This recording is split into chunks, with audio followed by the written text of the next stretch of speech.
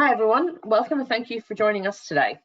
My name is Ciara and I'm the Digital Events Manager at Connecting Up and TechSoup New Zealand. Connecting Up and TechSoup are part of the Info Exchange Group, a not-for-profit social enterprise that tackles the biggest social challenges through the smart and creative use of technology.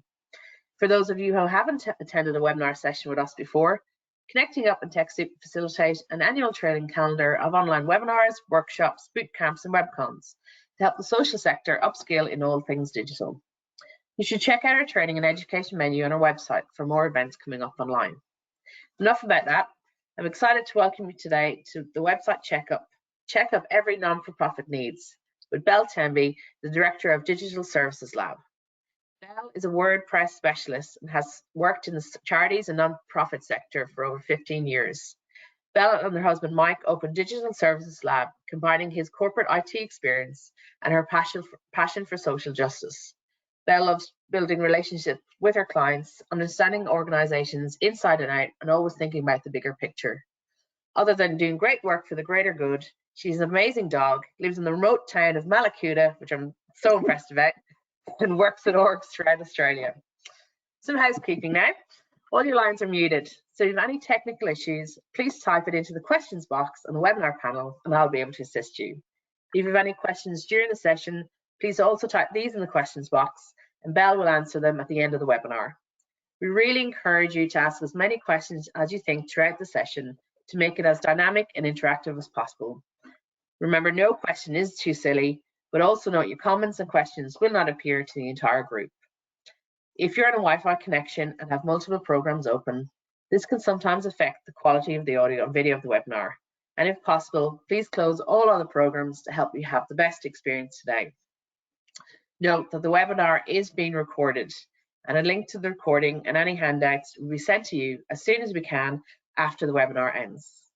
Before we start, I'd also like to remind you that there's a short survey at the end of the webinar, and if you could take the time to complete this, we really would appreciate it. Thanks for attending today, and I'll hand you over to Belle. Thank you so much. Welcome everybody. I'm really happy to be here today for the website checkup. I hope that you're all having a good day from where you are. I'm sitting here, as mentioned, on Bidawal country in Malakuta in Far East Gippsland, and that is a picture of Malakuta there. It's a beautiful place in the world, and I hope that one day, if you haven't visited already, that you will visit, maybe catch up for a coffee. So I'd just like to acknowledge the Aboriginal people as the first peoples on the lands, winds and waters we now share, and I pay tribute to their ancient and enduring wisdom. And I just find that their journey deepens and enriches us as individuals in the community, and having moved to Malakuta recently, I hope to learn more about the traditional owners of this particular place. So as I was introduced with that very lovely introduction, I'm Belle Temby. I'm from Digital Services Lab, one of the owners here, and we offer 5 main services within our organisation. So we have website strategy workshops, workshops that we, similar to what we're doing today, extended ones that we roll out with individual organizations. We do web design and development, website care and security, search engine optimization, and graphic design. So we better get into it. I've got a bit of a new format for today, and that is trying to get you to do the assessment of your website while we're in this webinar. Don't worry, you'll have a handout come to you following the webinar that you can go through your website properly or with your team. That's fine. But without further ado, I just want to talk first about, what makes a good website, or even a great website. So I'm introducing here the website quality matrix. I'm not sure if you've seen this before. It's our matrix at Digital Services Lab.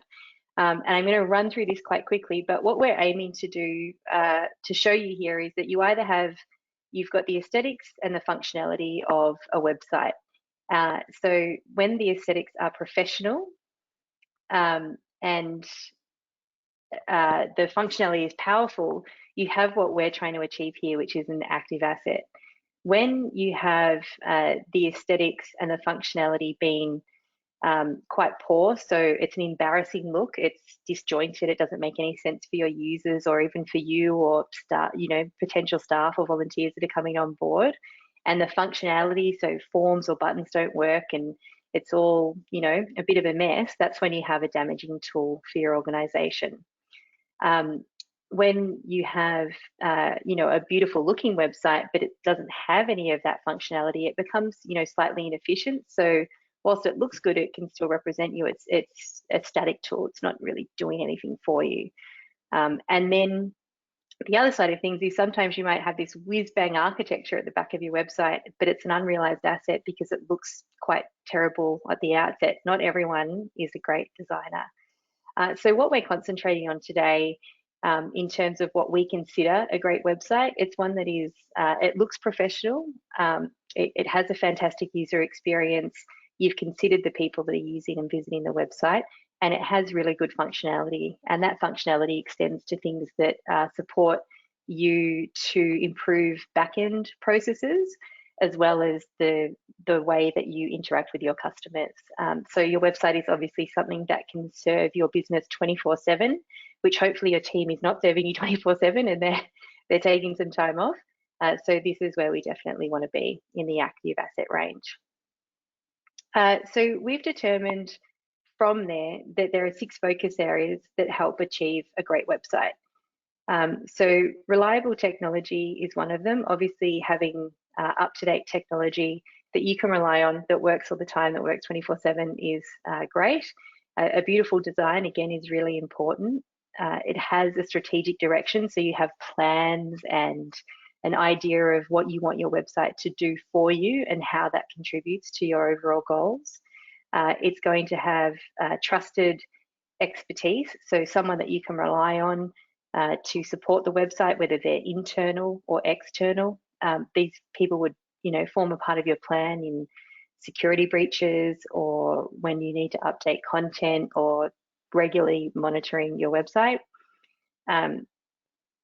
Another focus area, of course, is audience focus. So 1, knowing who your audience is, and 2, making sure that the experience for that audience is adequate and aligned to their expectations. And then, of course, that powerful functionality piece that we spoke about. So we've got a bit of a checklist for you to go through, and it's scored. So we're taking into account the 6 focus areas that helps you achieve a great website, and we will start with the purpose and goals. The idea here is, you'll see there's a little key where you're going to be scoring from 1 to 5. So 1 is yes, always. 4 is often. 3 is not sure. 2 is rarely. 1 is no, never. So you might have to be a little bit creative with the way that you answer these, but most of them are a yes, no question, and then there's some room for the in-betweens or the not sures. So on the purpose and goals section, for example, we have 4 questions, and the maximum score that you could get on this particular checkup is 20. So you are going to write your score next to each of the questions, and we'll go through the look of your website. So if there are things that you don't know that you want to answer later, go for it, but you can write this down with a pad or a pen or Remarkable, as I have, and we'll just cover some of those topics. So as mentioned, there's time for questions at the end, so if you do have any questions, please just write them down, and we'll get time to go through those at the end if you need any clarification on any of these points. Okay, so the purpose and goals. So the overall question that we want to answer when we're looking at your website and doing that checkup is, do you have clearly defined goals for your website? So an example is what you want people to do. At a very basic level, a goal of a website should be that you have an expectation that when people visit that website, that they take an action. So you're introducing them to your organization, and then you want people to do something. So defining simply a goal would be, I want people to learn, I want people to be inspired, I want them to donate money, I want them to get involved, and that could be volunteering, it could be sharing your message, it could be advocating for your organization to others. Or you want them to buy products, or it could be engaging in services. So that's an example of a goal for a website. So the first question on our checkup is, do you have clearly defined goals for your website? So answer that between 1 to 5 and pop that down. 2 is, have you written those goals down? And if you haven't, here's a good chance to do it today. It's one thing to have an idea in your head. You might be the accidental IT person, or you might have an entire team, or you might be the website manager. But it's really important that if you have a goal for a website, that you write that down. So you also want to be more specific in those goals. While I shared that basic example, you really want to be able to say, I would like monthly donations to the amount of $1,000, $10,000, $20,000, or I want to run an online campaign for a particular cause, and the success of that campaign through the website's eyes would be to have X amount of eyeballs on the page itself. So they're those specific goals that are really going to help you define where you're trying to go with your website. And every time you add to your website, you want to have a goal around that. So the question to write a score against is, have you written those goals down? If you have, fantastic.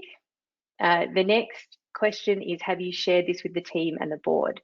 So it's one thing to have a set of goals for your organization. It's fantastic that it's written down.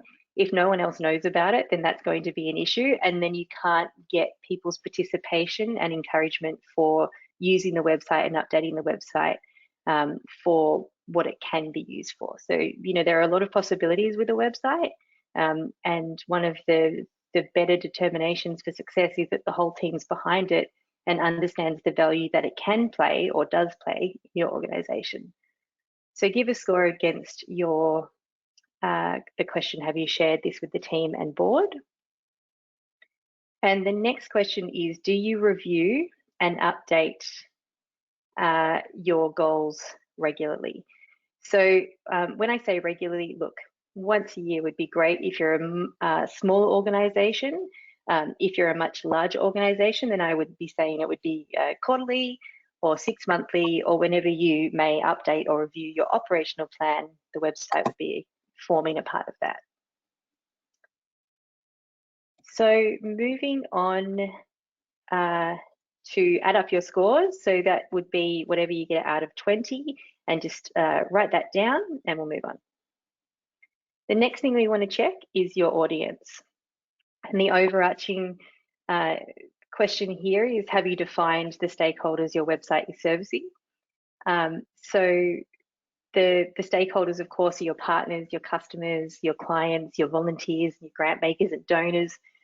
In the not-for-profit sector, we usually have multiple stakeholder groups. And for those that are lucky, you might just have 1 or 2 stakeholder groups, and it's a bit easier to make sure that your website is meeting the needs of those people. So question 1 that we have for your checkup is, have you defined all the stakeholders your website is servicing? Mark your score down, and for making sure that you can meet this, just simply write this down in a table, who all of your stakeholders are in one of the columns.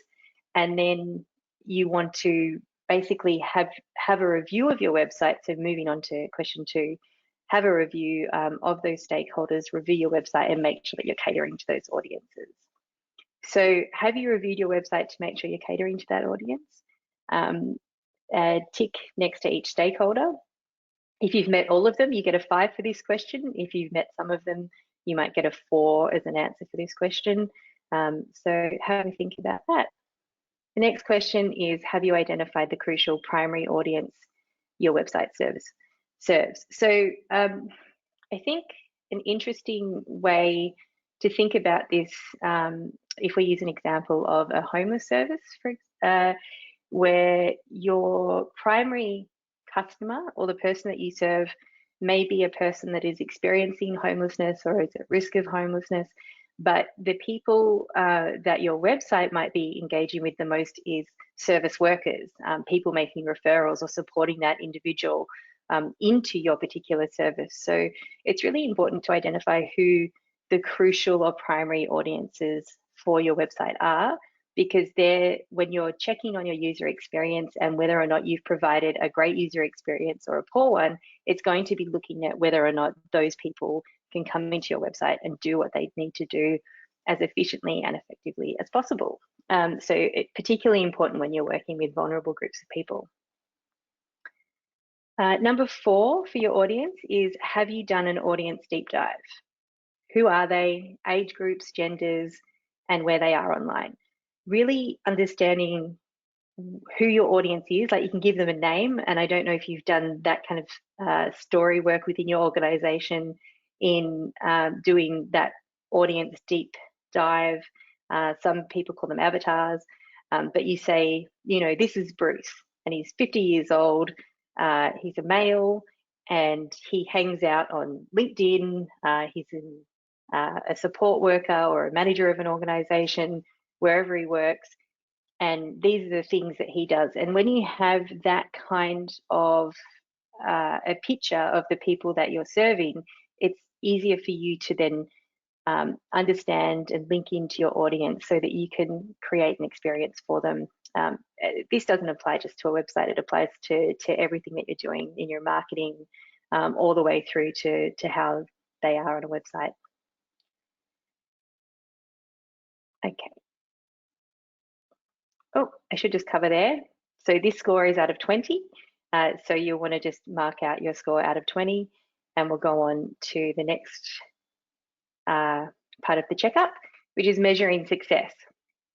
So the overall question that we're answering here is, are you monitoring your website success? And I really hope so, but I know that a lot of people miss the mark on this one. So question 1 is, do you have KPIs or goals? So I know we had goals before, or a general idea of what success looks like for your website. So when we said the goal of the website was to raise donations of $1,000 per month, or whatever the amount is, or to have 5 volunteer inquiries per month, or to have X amount of potential staff applying for a job, those are the goals. That is how you're defining success for your website, if you achieve those goals. So having a KPI for your website is great. Do you want 3,000 people visiting your website per month, 300 people, 20 people? Like, how many people do you want to be viewing your website? And more importantly, is that the measure of success of your website, or is the measure of success what those people do on your website when they get there? So how do you think you're doing now in terms of defining KPIs and having an idea of what success looks like? And 2, do you have Google Analytics and Google Search Console? They're 2 different tools, or other tools that you may use to measure success. Do you have those set up? So give yourself a score for that. And I just implore you, if you don't have these tools set up, please go and set them up today. It's going to give you so much valuable information on whether or not you're hitting these targets, and whether or not getting 3,000 people to their website is great, but if you have a big engagement rate decline, then that's not great. So if people aren't doing anything when they get to your website, then that's an issue. 3, do you track your performance using these tools or others? So it's one thing to have Google Analytics and Google Search Console set up. Now you have to actually track your performance using those tools, which means that you have something in place, whether it's monthly, quarterly, 6 monthly, where you actually look at the data, and you actually spend time looking at the data. You don't scan it, and you think about what that means for your organization, what areas you can improve on. So do you track the performance? Give yourself a score there. And then 4, do you actively make changes based on the data? So you're a superstar if you do all 4 of these things and you're getting 20 out of 20. But the idea is that when you start looking at the data, you can see what pages are the most viewed pages on your website, and what kind of articles or blog posts or news items people are engaging with the most, what forms are being completed or looked at the most. There's so much valuable information there. And also on the other side, you can see what's being looked at the least, and maybe something that you consider vitally important for your audience isn't actually being looked at all. So actively making changes based on the data is a really good process and habit to get into. Okay, so moving on to security measures. I could have written about 50 questions here. I'm by no means the security expert on my team. Mike Temby, who is my husband and business partner, he works a lot on security.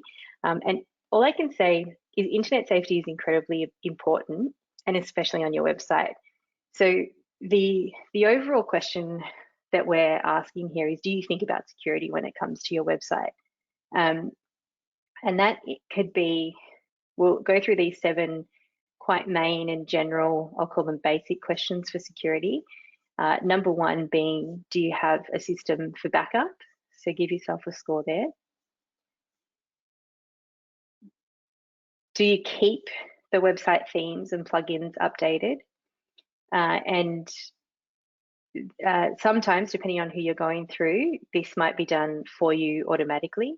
If you have an external provider and they're offering something like a website care or maintenance plan, hopefully they're updating on a monthly or regular basis of those themes and plugins. Really important to have your plugins and website updated, because it creates security vulnerabilities when it's not.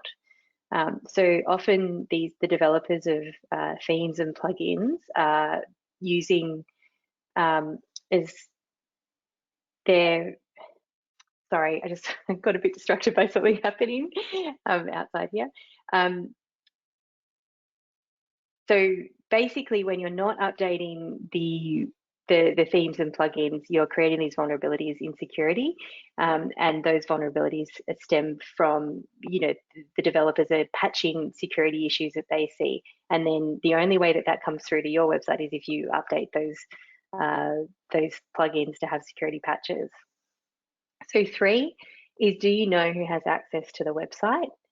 And this is a really important one. I actually find a lot of my clients are sharing information with their website, their website administration details with others.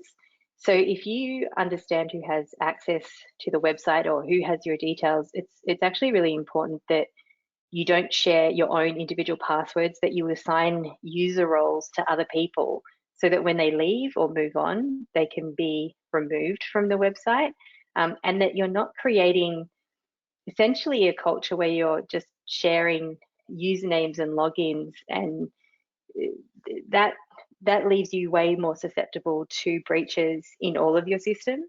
So if you're doing it for your website, then you're likely doing that for other systems, and this is where a lot falls down. And some organizations think that they're too small or there's nothing that's an issue, but it really is an issue. There's a lot of cost, time and resources, money and stress in having to try and get these things back up. And sometimes you don't realize the vulnerabilities that might exist for other people just in a simple contact form that you're creating if you're not monitoring really simple things like who has access to the website. So do make sure that you are doing that if you're not now. Are you storing sensitive data in the website? And if so, do you have a plan in place for a breach? Give yourself a score on that. And 5, do you ensure you have strong passwords or 2-factor authentication set up? So strong, one of the easiest ways to hack a website is when you have the numbers 1, 2, 3, or the name of your organization, or an abbreviation of your organization in 2023. There are robots out there working hard round the clock trying to breach websites, and not having a strong password. It's a really easy thing to address, and it's something that not a lot of people do. And 2-factor authentication, and I know we go, oh, it's so annoying. I know I find it annoying as well, but you need that 2-factor authentication because it's an extra measure of security. So really have a think about those basic security measures that you can impact, that you can change and have an impact on immediately. 6, do you have security systems for the website, such as firewalls, encryption, a content delivery network, which is a CDN, or monitoring, so that you are notified when something goes wrong or when certain breaches occur? It's really, they're fairly simple things to set up for yourself as well, or certainly if you have an IT provider or an external provider, then they should be doing this, but you should make sure that they're doing it. Number 7, do you know what you will do if something goes wrong? So this is really important. You don't want to find that you come to work on a Wednesday morning, the website's gone down, no one knows how to access it, it's been hacked, and you have no plan in place of what to do. That's when it's basically too late. So having an idea of what to do is really important. Also, just on the storing of sensitive data in the website, if you are taking referrals on a form and that form is being sent, the information in the form is being sent to an email, are you making sure that there's a plan, like every 30 days we're going to log into the website and we're going to delete all of the information that's in the website because we now have that information elsewhere and we can store it elsewhere. So never leave personal or private information of other people in your website any longer than it needs to be. You can also have a scenario in place where the form information passes through the website, but it's not actually going into the website or stored in the website at all. So all these little things that you can do that are just really making sure that you're taking not just security for yourself, but security for the people that you work with and engage with seriously, and leaving them less vulnerable. So just as a bit of a tip here for security, there is a system that you can use that will scan and detect a range of issues, including outdated software on your site. So when we provide information after this, you'll be able to click on the presentation here, and it will take you to the checker, and you can type in I've just blanked out the IP address and details of this report, but you'll be able to see some basic information. You can see here the example site that I've got in is at a medium security risk, where there will be some things that need to be updated as soon as possible. And this scan, it's a free scan, will provide you with some information. So for this particular website, we can see here that the outdated software detected. The PHP was under 7.4.6. That might sound like gobbledygook to you, but hopefully someone within your team knows what that means and will be able to address that. If you don't have someone within your team that can address that, you probably need to think about who's going to support that. Security is really important. So then you've got that, some information from this check about what you might need to do, and there are other vulnerabilities. So the report's actually quite extensive. I definitely recommend just running your website through it to see how you're tracking.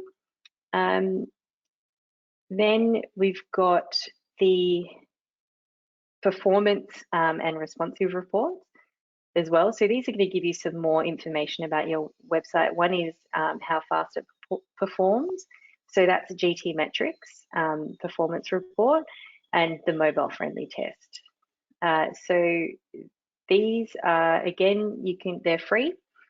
You can go in there in GT metrics, you can say, my organization is based in Australia or it's based in New Zealand. This would be my closest server.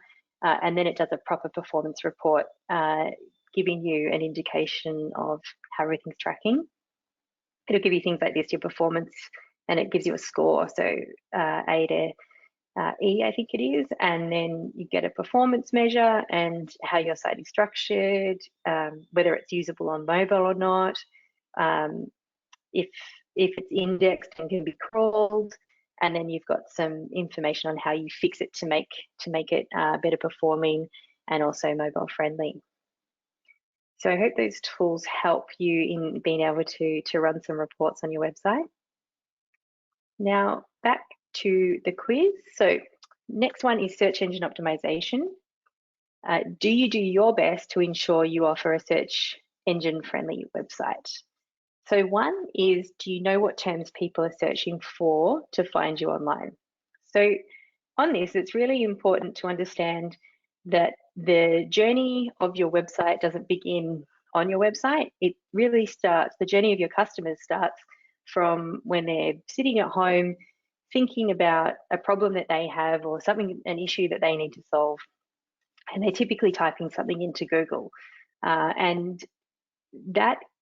then Google lists a whole bunch of answers for you. You know, you would have done a Google search. So Google lists a whole range of answers for you. And you need to understand the terms that people are searching for to find you online. You also need to understand how many people are coming to your website through search engines as opposed to all of these other pieces of information. That's a crossover into understanding your data and analytics.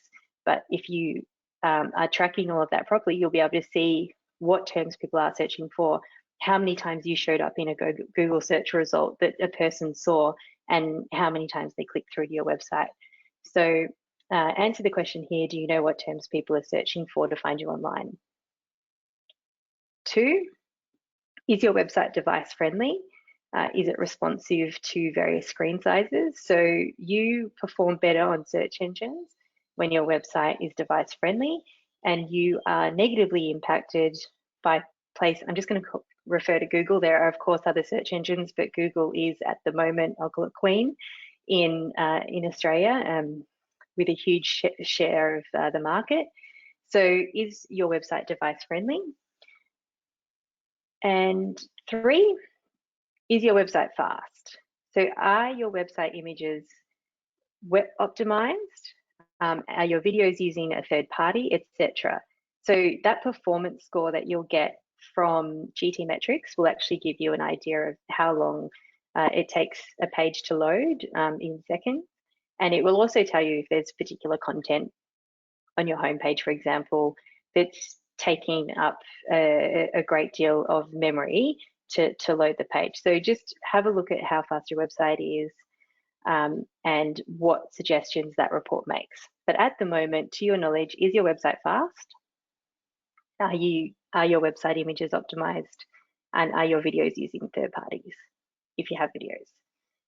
Number 4, on search engine optimization, are you, oh, sorry, that's actually an incorrect question. That's my bad, I'm very sorry. So just answer those 3 questions and give yourself a score out of 15 for the search engine optimization page. And we'll move on now to website user experience and website user interface. So the user experience focus is the full experience from a user's first contact to their last. And that touches on what I was talking about before with search engine optimization, what their journey is through your website, and then of course before that to your website, where do they go afterwards? And then the user interface focus. So user interface is like the visual touch points that allows the user to interact with the website. So your buttons, your links, your downloads, your forms, and how that's laid out on the website. So the question to answer here is, have you considered the user or the visitor experience? Has that come up in your organization at all? 1 to 5. 2, are you creating a good user experience? So you might have considered the user experience. Have you gone to your website or even tested it with people who aren't really familiar with what you do and understand whether or not the experience that you've created for them is good? Is it clear? Is the navigation of your website simple? Is there a good use of white space? Is it uncluttered and clean? So sometimes a website might have 700 words on the front page, and that's just not good enough. We need to be really succinct in a website, and you're taking people, you're giving people an introduction to your organization. You're not giving them a lecture. It's not a PhD on your organization. It's an introduction, and from that introduction and enough information, comes a request from you for that person to do something. So are you creating a good experience for that person? 3, has the website been professionally designed? Whether your website is using a template that was designed by a professional and then adapted for your organization, or whether you had a bespoke design, isn't an issue. It's more about if you've basically done a drag and drop on your own and you have no design experience, that's when I would say, no, that's not a professionally designed website. If you're using a template and you've kind of gone over some of the information and typed in your own text, then that is still a professionally designed website, and it by rights should have taken in all of the accounts of a user experience and a user interface. So overall, is the website aesthetically pleasing? So if you have given yourself, and sorry, I just should say that on that aesthetically pleasing question, it's some people don't have an eye for design, and aren't concerned with the design world at all, whereas a lot of other people are more considered on that. So if you know that you're not really a design person, potentially ask that question of someone that you know that's more of that visual thinker, or again someone that hasn't got an intimate experience with your website, so that they can give you their rating. So give yourself a score out of 20 on your website user experience or website user interface focus. Okay, so that might be a little confusing trying to establish whether or not you have a good user experience or a good user interface. It is a part of the professional field. So I've put in some areas for you to look at that help you break down whether or not you are providing a good user experience. So it starts with the homepage review. This is where typically I haven't seen a website yet where the homepage isn't the largest driver of traffic. I mean, there are a couple of articles, but by and large, the homepage is the most looked at page of any person's website. So when visitors arrive at your website, are they immediately aware of what your business is and does? So is your website homepage providing a great first impression? Is your homepage providing a pathway to the rest of your site? Is the content easy to scan and read? So are you using a good use of headings and subheadings? Is your font size large enough that a person can read it well? If there's big chunks of text, it should be aligned left. That's what a good user experience is. And are calls to action present? Are you telling people where to go to next and what you want them to do once they get to the end of the page? If you're creating a homepage where you're linking people off to various pages of your website, that's great. But if they get to the end, what might they do? Do you have a footer? Does it have links in it? You're creating a journey for them. So are calls to action present, clear and working? Give yourself a score on the homepage. And then you can do a content review. So content is about user experience as well. The words that you put on the page, the copywriting, the readability of information, and the images and other media that you use is important too. So for your content, is your content relevant? Is it engaging and written to web standards? Most of the time we try and avoid jargon and try to keep information as simple as possible, so that you make it as accessible as possible to as many people that you can.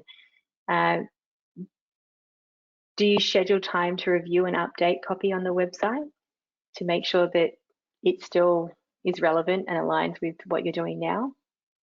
Do you have a strategy to add content to the website regularly? Adding content to the website is not only good for the people that are engaging with your organization, but it's also really good for search engines. So when they can see that you're adding content in a regular and consistent manner, they know that you're an active organization. They're like, oh, okay, these guys are doing a great job and they're publishing content. And so Google gives you points for that. You get kudos, and that helps you get ranked in search engines without having to pay for it. So, these strategies are simple, but they're effective. So 4, are your images and other media correctly sized and optimized and formatted for web? This falls into the area of search engine optimization, performance. But if you are doing a content review on your website, it's a perfect time for you to look at those images that are on the website. One, are they relevant to the content that you're providing? So having a GIF or an image of Homer Simpson when you're talking, Homer Simpson eating a donut when you're talking about a homeless service, that is not aligned. So there's no need to have that image there. And it's basically, you could remove it and it wouldn't make any difference to the text where other pictures tell a story. On top of that, some images are, when they come from a professional photographer, they're huge, they're massive sizes. And for a website, the best image type that you can use is a JPEG, and it should be all the way down in its size and made sure that it's as small as possible without losing the quality of the image. So do the content score out of 20 there.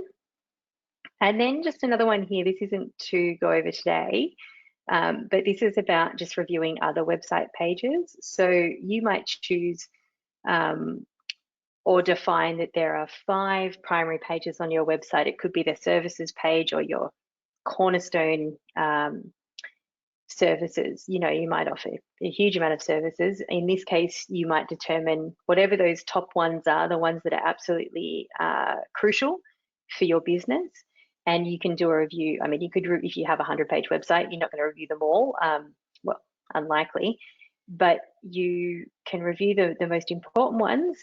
So basically what you want to look at on those is the design engaging? Is the design of your page engaging?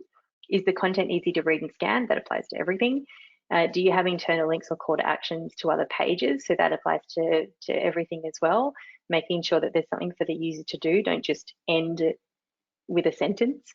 And do the buttons and forms work on every page? So super important for important content. Then with another takeaway that I've got for you today is the website page's copywriting checklist. So this isn't, again, anything that you're doing now, but just something for you to do that checkup quite effectively is what to check for. So is it written for my audience? So you can write your pages in here, home, about, whatever pages you have. So is it written for my audience? Does it address my audience problems? Are you talking to them? So are you using their language? Are you talking to them? Can the page be scanned with ease? Are they breathless sentences? So you don't want to have really, really, really long sentences on a website. It's hard to understand and it makes people think. And when you confuse people, you lose people. Are the words easy to understand? Are you guiding the reader to take the next step? How many times do you refer to I or we? So this is just a good test on if every time you're referring to yourselves in every paragraph, in every sentence, you're probably talking about yourself a bit too much and not about the people that you actually serve. So write the figure in there. And if you're referring to yourself, more than once or twice on a web page, then it's probably a bit too much. You can have added on the about page, no worries. And does it include keyword research? So do you know the target keywords? Once you've been looking at all your data, do you know that your page is including some keywords so that you're helping Google understand what the page is about and that you understand what your audience is typing into Google to arrive at that page? I understand I've covered a lot of information in this very small time frame. So I am more than happy to have a chat with you individually.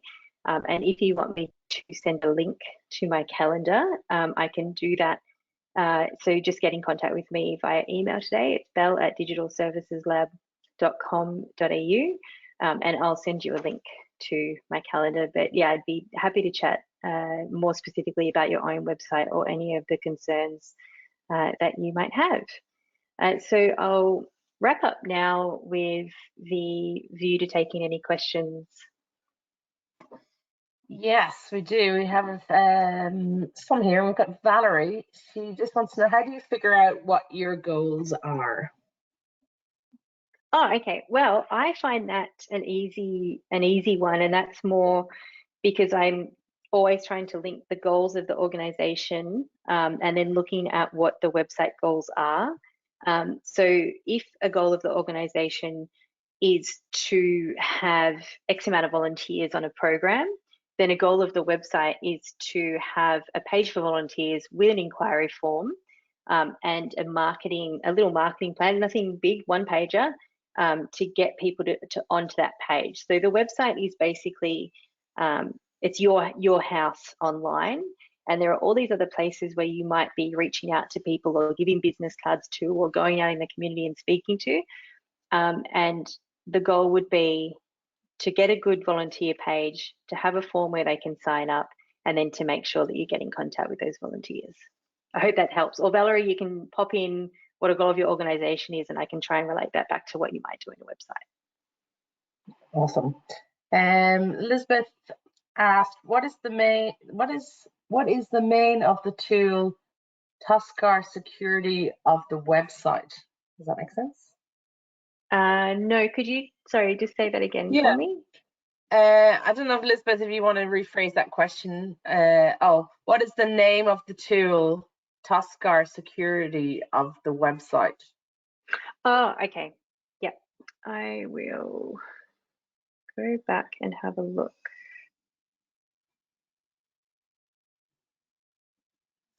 So that is a good question. I've just got the link in here from Mike. It is coming out after the webinar. And I think, hang on, actually, I'll be able to look this up for you. I just had it open before.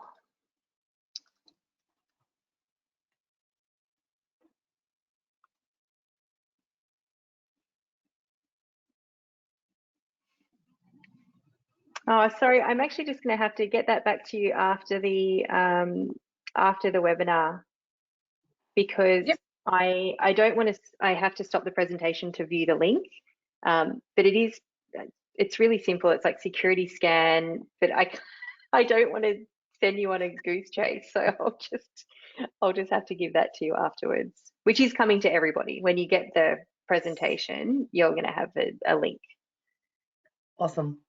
Don't know if anyone else has any other questions for Belle, but I'll just wait for a few moments. But while I do that, just as you said, Belle mentioned, everyone knows a copy of this recording will be sent out later this week to everybody, along with a handout that Belle will supply to help you get your website all checked and ready to go.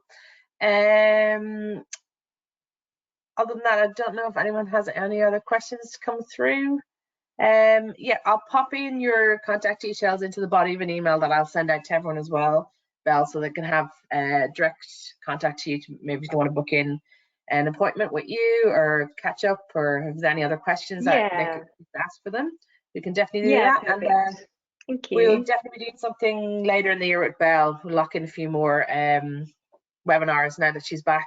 Her house is all up and running again, and she's ready to take on some more webinars for us. Thank you very much. Thanks for your time. Excellent. Thanks, Belle. Chat to you soon. Bye-bye.